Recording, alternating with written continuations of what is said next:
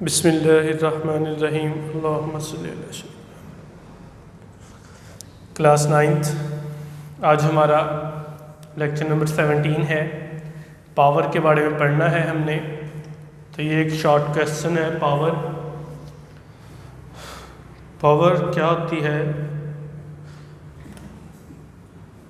सबसे पहले इसकी डेफिनेशन देख लें। Rate of doing work is called power.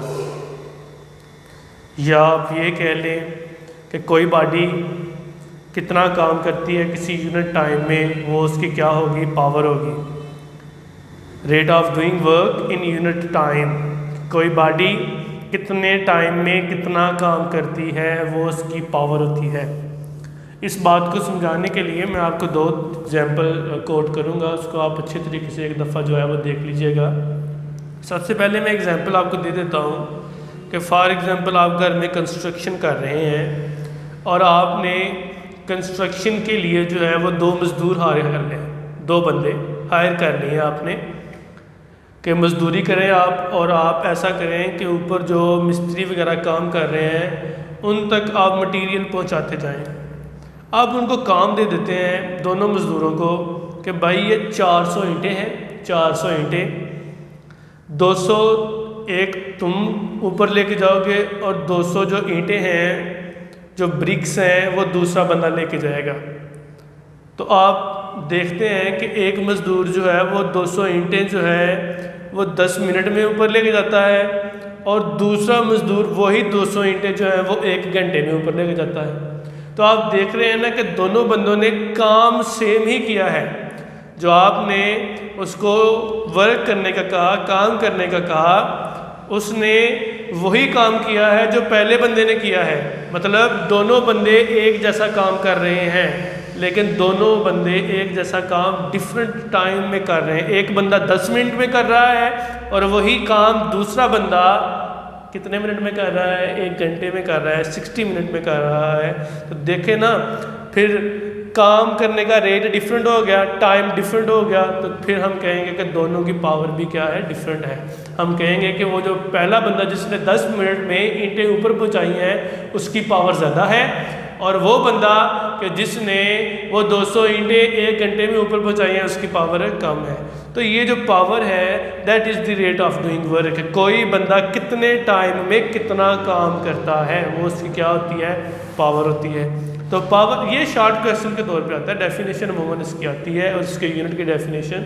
तो इस लिहाज से देखें ज़रा, इसके अंदर एक MCQ है वो मैं आपको बता देता हूँ। तो पावर का फार्मूला जो है अगर आप लिखना चाहें तो फिर पावर किसके इक्वल हो गई? Work done over a time. Rate of doing work is called a power. तो power is equal work done over time.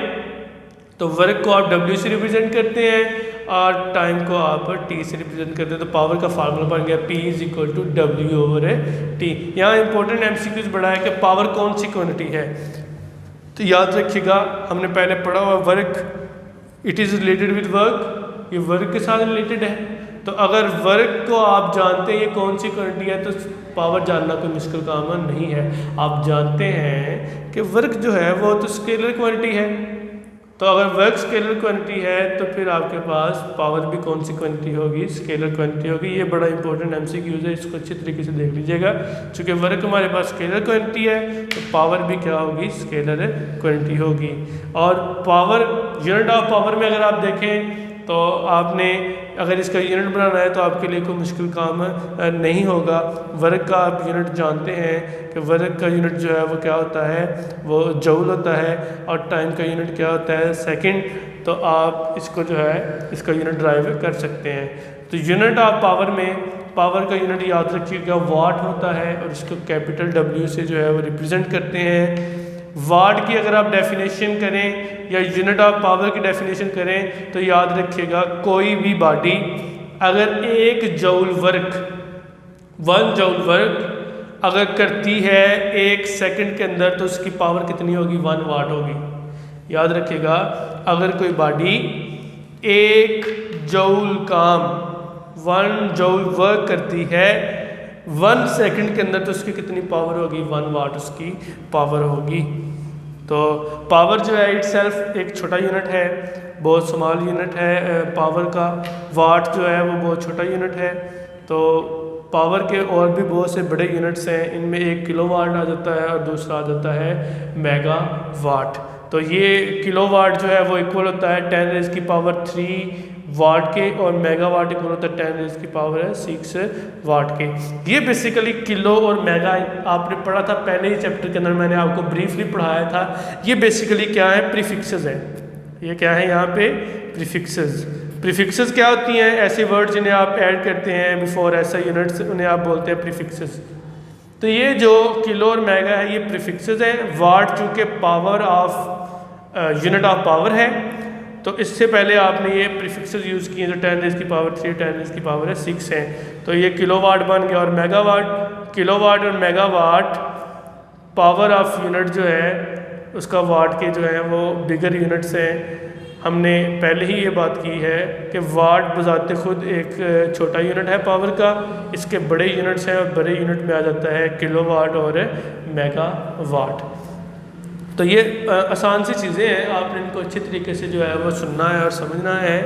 तो इसमें दोबारा फिर देख लें कि दफ़ा पावर क्या होती है। देखिए, पावर किसी भी बॉडी की एबिलिटी होती है कि वो कितना काम कितने टाइम में करता है। जैसे मैंने एग्जांपल दी कि दो बंदे एक जैसा काम कर रहे हैं, लेकिन दोनों बंदे एक जैसा काम डिफरेंट टाइम के अंदर कर रहे हैं, तो वो उनकी पावर है, अलग अलग पावर है। जो बंदा जितने टाइम में काम करेगा वो उसकी क्या होगी, पावर होगी। सो इसको हम बोलते हैं रेट ऑफ डूइंग वर्क, या आप उसे कह लें work done in a unit time, तो उसे हम कहते हैं पावर। पावर जो है वो है work done over time taken, तो P is equal W over T।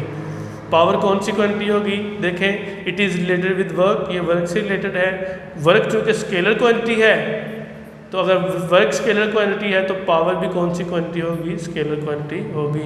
तो पावर का यूनिट वाट है, तो वाट उसकी अगर आप डेफिनेशन करना चाहें तो डेफिनेशन क्या होगी, अगर कोई बॉडी 1 जूल वर्क करती है 1 सेकंड में तो उसकी पावर 1 वाट होगी। वाट जो पावर का यूनिट है वो बजाते खुद एक छोटा यूनिट है, इसका बड़ा यूनिट है हमारे पास किलोवाट और मेगावाट। किलो होता है 10 रेज़ की पावर 3 के, और मेगा होता है 10 रेज़ की पावर 6 के इक्वल। तो ये बेसिकली प्रीफिक्सेस हैं जिन्हें आप ऐड कर रहे हैं बिफोर ऐसे ही यूनिट्स। तो ये एक छोटा सा आर्टिकल था, डेफिनेशन है, इसमें शॉर्ट क्वेश्चन आता है, साथ एक MCQs मैंने आपको बताया है, इसको अच्छे तरीके से तैयार कीजिएगा। ये आपका चैप्टर जो है वो ख़त्म हो गया। इंशाल्लाह नेक्स्ट लेक्चर में हम इसकी एक्सरसाइज करेंगे।